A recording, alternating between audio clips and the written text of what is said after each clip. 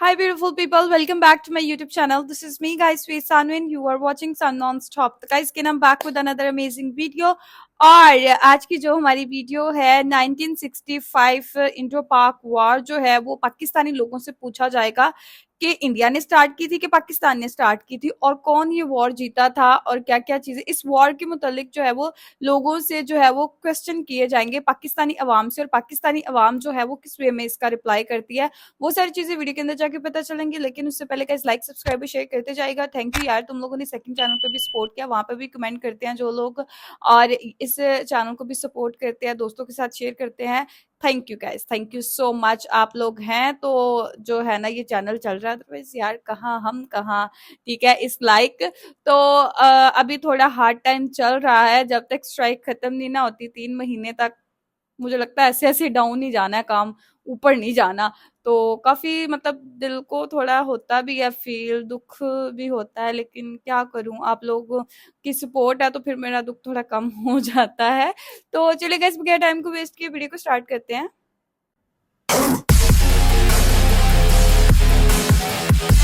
India का जानी नुकसान नहीं हुआ, इंडिया का माली नुकसान हुआ।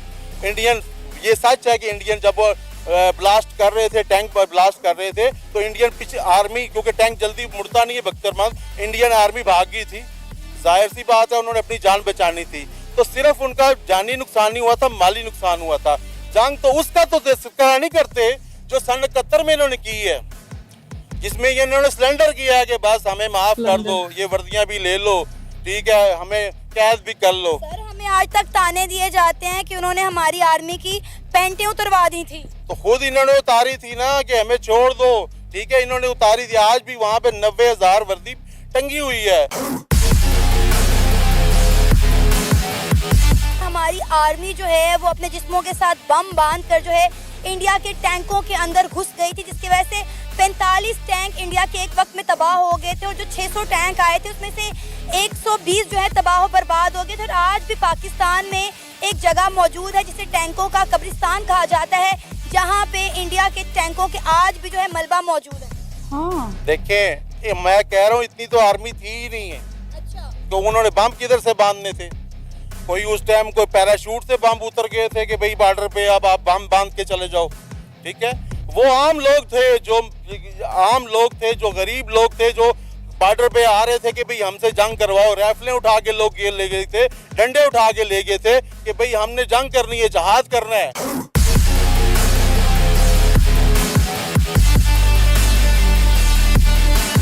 और जंगे तो तीनों शुरू हमने की हैं, उन्होंने तो कोई जंग नहीं की है। अगर वो जंग करें तो इस टाइम वो सारी जंग कर सकते हैं, क्योंकि हमारी इकॉनमी भी खराब है, हमारा सारा निज़ाम खराब हुआ हुआ है। तो अगर उसके पास उस टाइम 600 टैंक थे, अब 6000 टैंक हैं, अब क्यों नहीं वो जंग करता? क्या दुश्मनी खत्म हो गई है? हमें बताते हैं हमारे पास ये टैंक है, हमारे पास ये जहाज है, हमारे पास ये सबमरीन है, हमारे पास नेवी है। किस काम की, जब आपने जंग ही कोई नहीं जीती और ना ही जीतनी है? तो ये सिर्फ बदमाशी हमें दिखाने के लिए। कभी भी यहाँ पे अल्लाह ना करे कोई वाकया हो जाए तो वो असला चलता ही नहीं है। दहशत आज के लूट जाते हैं, वो कहते हैं आज खराब हो गई है। उस कलाशनकोव का फायदा क्या है जो चलनी नहीं है?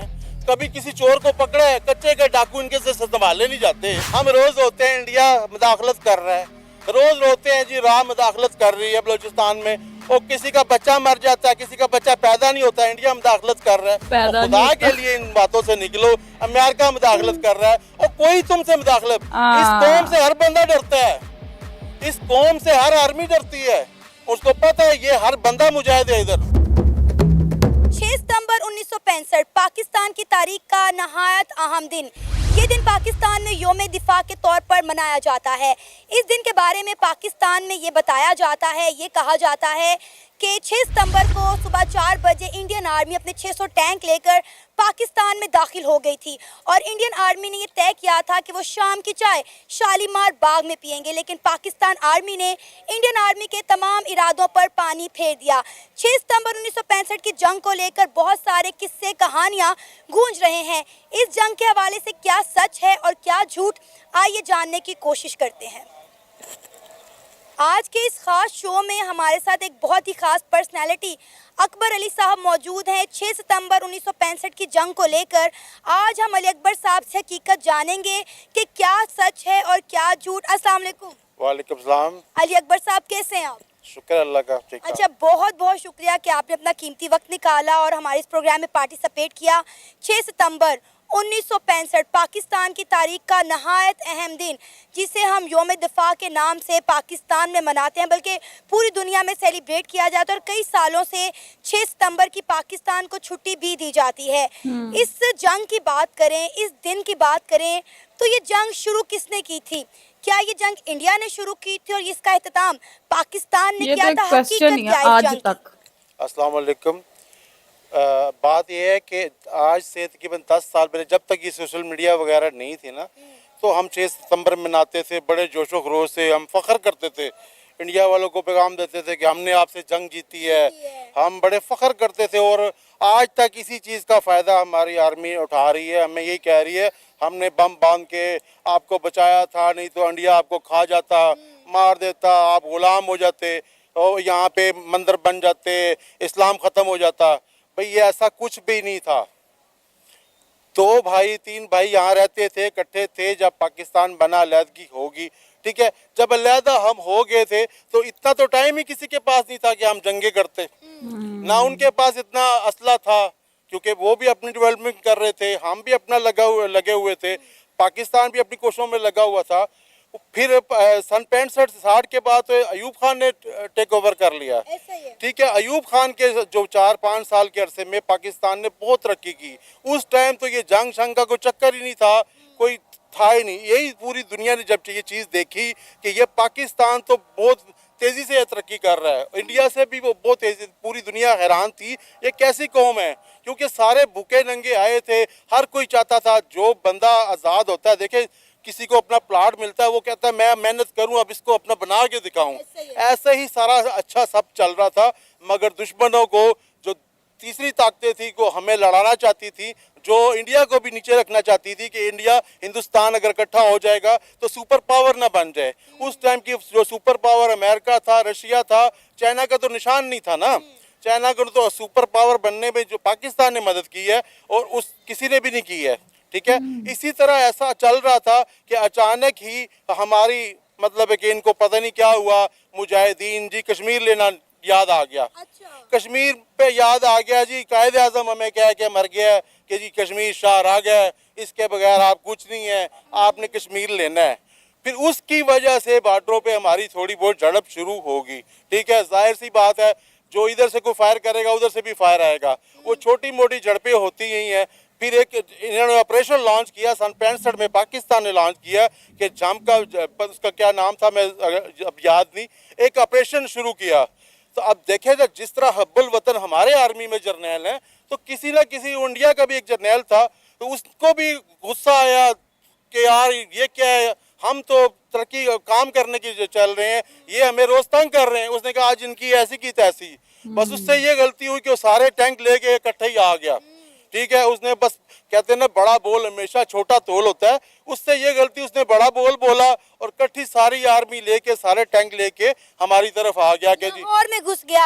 हमें जो बताया जाता है, यहाँ पे मैं थोड़ा सा आप लोगों को बताना चाहूंगी, हमें ये बताया जाता है कि अलल सुबह इंडियन आर्मी अपने 600 टैंक लेकर लाहौर बॉर्डर के रास्ते पाकिस्तान में एंटर होगी और पाकिस्तान की आर्मी ने उसे रोकने की भरपूर कोशिश की। इंडियन आर्मी का ये मिशन था कि हमने जो है लंच जो है जिमखाना के अंदर करना है और शाम की चाय हमने शालीमार बाग के अंदर जो है वो पीनी है। लेकिन पाकिस्तान की आर्मी ने उनके तमाम इरादे जो है वो ज़ेर कर दिए। देखिए, ये सुनी सुनाई बात है, इसमें कोई हकीकत नहीं है। ठीक है, ये हो सकता है किसी का एक अनफरादी मतलब ज़हन हो उस जर्नल का जो आ रहा था। बकाया जब जंग होती है, जंग की प्लानिंग होती है। कोई 600 टैंक से कोई मुल्क फतह नहीं होते रातों रात। ठीक है, एक बॉर्डर तो नहीं होता ना। अगर लाहौर गवा भी देते तो हमारे और महाज भी तो थे ना, हम उधर से कब्जा कर सकते थे ना। ये सारा बस ऐसे ही सारा नाटक है, कुछ भी है। हमारी आर्मी उस टाइम थी भी कम, उस टाइम बॉर्डर के ऊपर थी भी कम, उस पोस्ट पे इन्होंने तो सोचा ही नहीं था कि इतना बड़ा हमला हो जाएगा। हमारे पास तो इतनी आर्मी भी नहीं थी। ये तो हमारे सिविल लोग जो यहाँ पे तराने गाए गए, मलका तरन्नम नूरजहां टैंकों पे जाके नगमे गाए, हमारे शायरों ने जो एक दफा जज्बा बढ़ाया, रातों रात नगमे लिखे गए, सब कुछ। हमारा अयूब खान जो जनरल था वो बॉर्डर पे चला गया, अगर वो बॉर्डर पे ना जाता, ना नूरजहां के बेटे आज वो फिर वो क्या जो माने जा रहे हैं नूरजहां के बेटे, तो वो ना नूरजहां अपने बच्चों के पास जाती तो शायद वो सिलेंडर कर देते, वाकई ही वो शाम को शालीमार बाग में चाय पी रहे होते।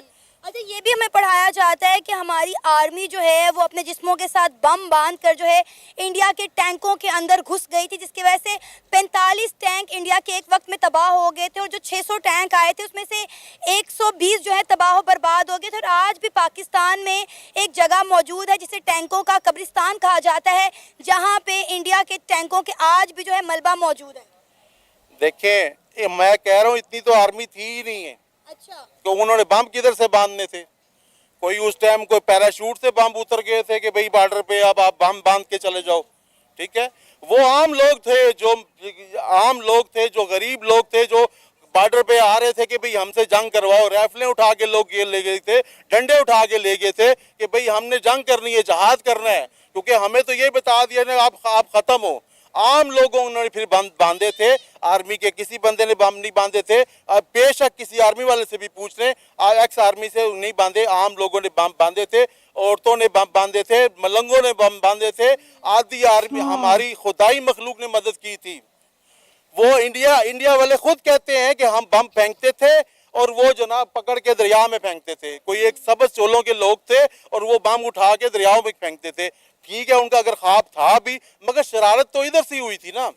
अगर वो हमें हमला भी करने आए थे, मान लिया जी मारने आए थे, मगर इतनी बड़ी जंग करने नहीं आए थे। खाली उसकी शायद लाहौर की आरजू थी। जब इतनी बड़ी कोई जंग करता है, सबसे पहले वो देखें, यहाँ मैं करबला का जिक्र करूंगा, सिर्फ 72 लोगों के साथ जंग करने के लिए कितने मुल्कों से फौज इकट्ठी की थी यजीद ने?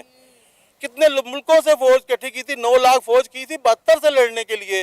तो क्या पाकिस्तानी भी तो वही मतलब पाकिस्तानी भी मुसलमान थे, तो क्या इंडिया को नहीं चाहिए था कि चाइना को साथ में लाता, श्रीलंका को साथ में लाता, अमेरिका की मदद लेता, पहले सारी प्लानिंग करता, फिर वो जंग जीतता ना? ऐसे तो कोई भी जंग नहीं जीत सकता 72 टैंकों से।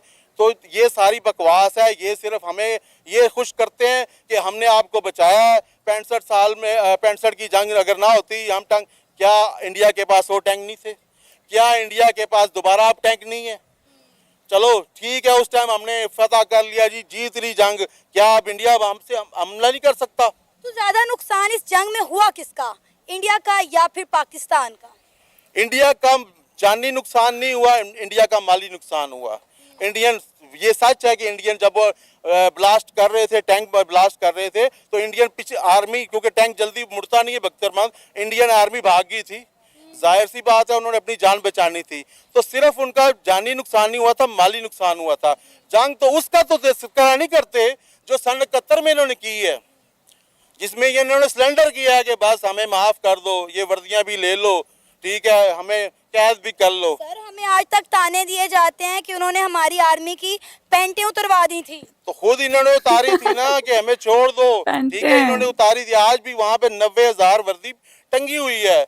ये तो देखें, मैं कहता हूँ वो 90,000 लोग नहीं है इस टाइम, वो 90,000 खानदान बन गए हैं। वो कम से कम 1 करोड़ बन गए 90,000। अगर इंडिया चाहता, पाकिस्तान पे कब्जा ही करना चाहता, तो पाकिस्तान के ये टुकड़े ही करना चाहता, तो 90,000 की बस कुछ ना कुछ इनसे डिमांड कर सकता था।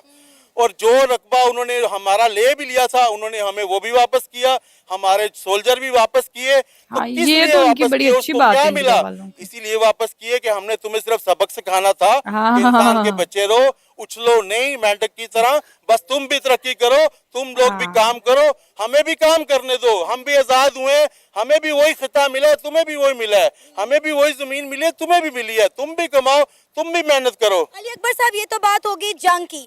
अब हम बात करते हैं अपनी तारीखी किताबों की। अगर हम बात करें मुतालिया पाकिस्तान की, अगर हम बात करें पाकिस्तान की हिस्ट्री की, तो हमारे बच्चे आज तक तारीख से वाकिफ ही नहीं है, क्योंकि उन्हें झूठी तारीखें बताई जाती हैं, झूठी हिस्ट्रियां पढ़ाई जाती हैं। अब देखें, मैं खुद इंडिया और इतनी झूठ पाकिस्तान पढ़ के पढ़ के दरमियान इधर 3 तक आई जंगें हूँ। हुई हैं अब तक, लेकिन उनके बारे में सच क्या है बहुत कम लोग जानते हैं।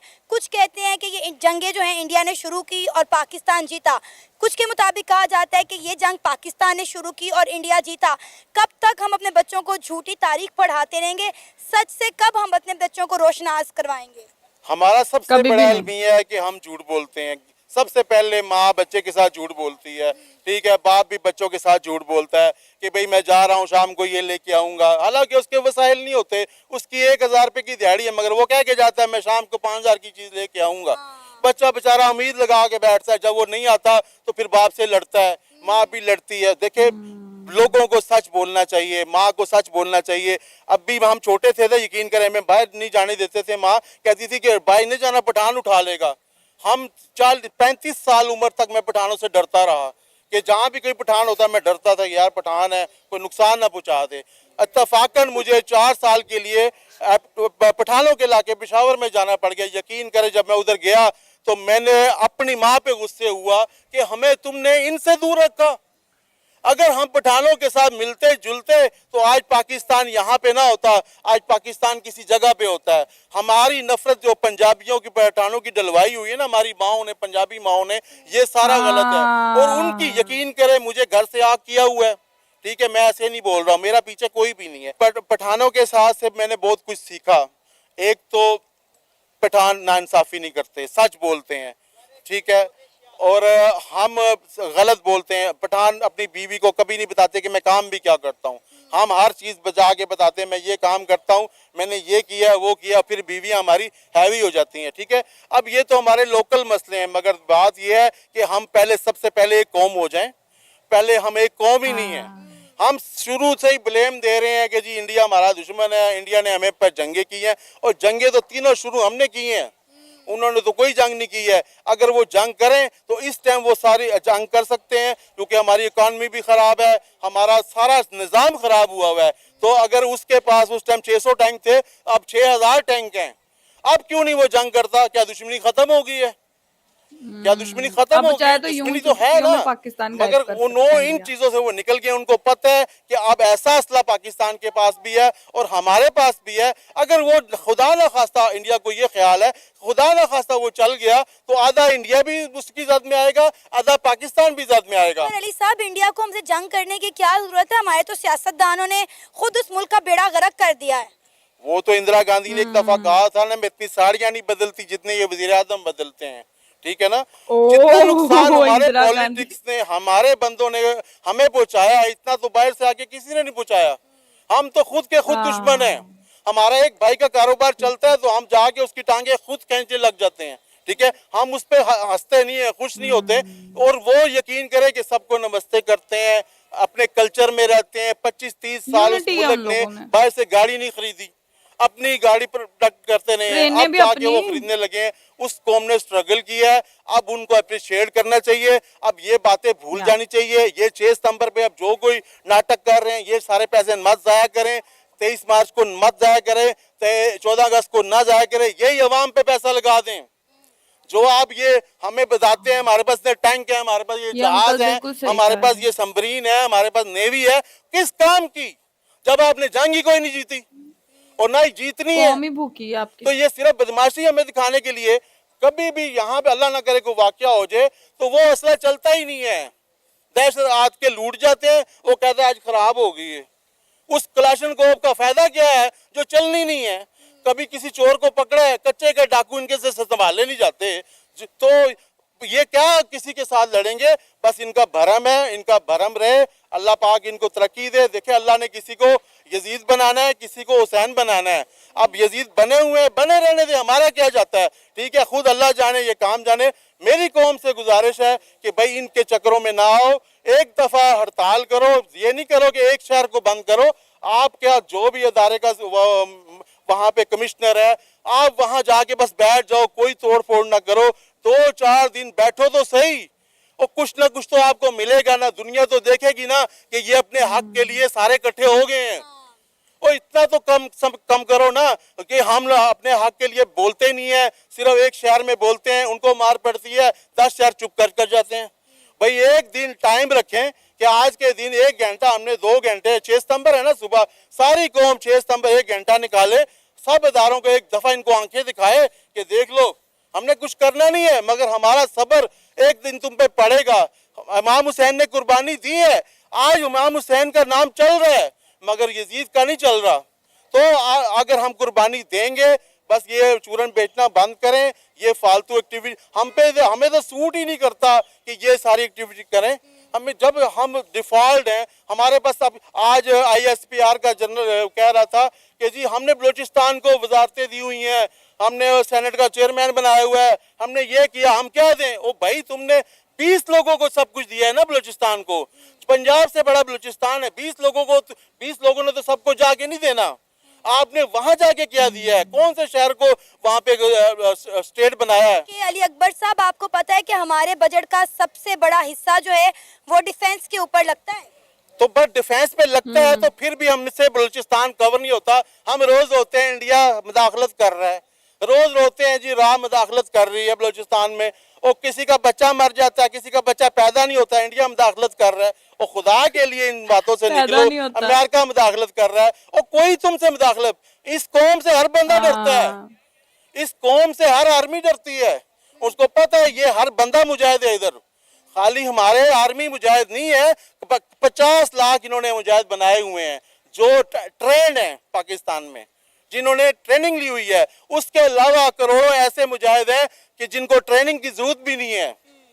इधर गाजी इल्म, इस धरती पे गाजी इल्म दीन शहीद जैसे लोग थे। आज लोग कायद आजम करते हैं ना, तो कायद आजम को क्या तकलीफ थी कि गाजी इल्म दीन शहीद से फीस लेने की? जब पाकिस्तान बना भी नहीं था, लोगों ने चंदा इकट्ठा करके उसको पैसे दिए, आओ जी इसका केस लड़ो। तो जिस बंदे ने इस्लाम के हीरो की फीस ली हो, उसने हमारा क्या सोचा होगा? और उसको सलूट ये लोग मारते हैं, उसकी तस्वीर को। जब वो बीमार था तब उधर सलूट कोई नहीं मार रहा था। फिर उसकी बहन की इज्जत इन्होंने नहीं की हुई, ठीक है, उसके खिलाफ क्या बातें की है, बेचारी खुदकुशी करके मरी है, आज तक कोई केस ओपन नहीं हुआ, ठीक है। हमारे लिए सारे काबिल एहतराम है, हमारी आर्मी भी काबिल एहतराम है, सारे इदारे हैं, सबको इसी तरह चलना चाहिए, मगर होश के नाखन ले लो। अब ये झूठ नहीं चलेगा। मेरे जैसा अनपढ़ जाहिल आदमी को अकल आ गई है। इस तरह इमरान खान ने एक काम अच्छा किया है या खराब किया है, लोगों को शऊर दे दिया है कि अब वो अपनी हक के लिए बोलते हैं। मरना एक दिन है, आज नहीं तो कल मरना है, शायद यहीं पे मेरे दम निकल जाएं, ठीक है, मगर सच बोलते मरूंगा तो अल्लाह भी राजी होगा, इंसान भी राजी होंगे, यार साक पे मर गया है। अगर झूठ चोरी करता, अभी मैं चोरी करता मर जाऊं, गोली लग जाए, कहने लगा मौत मार गया, चोरी कर रहे फड़ेगा हो गया। भाई हक के लिए निकलो। बस आप ये पाकिस्तानी इमाम से फिर गुजारिश है कि होश के नाखिल लें।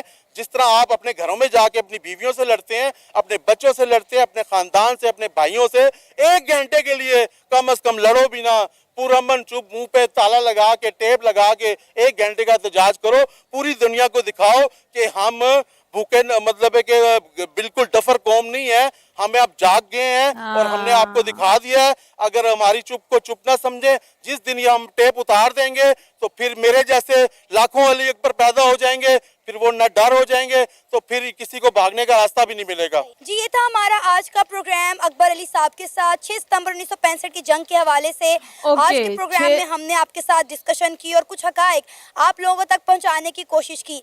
6 सितंबर 1965 की जंग के हवाले से आप लोग क्या जानते हैं?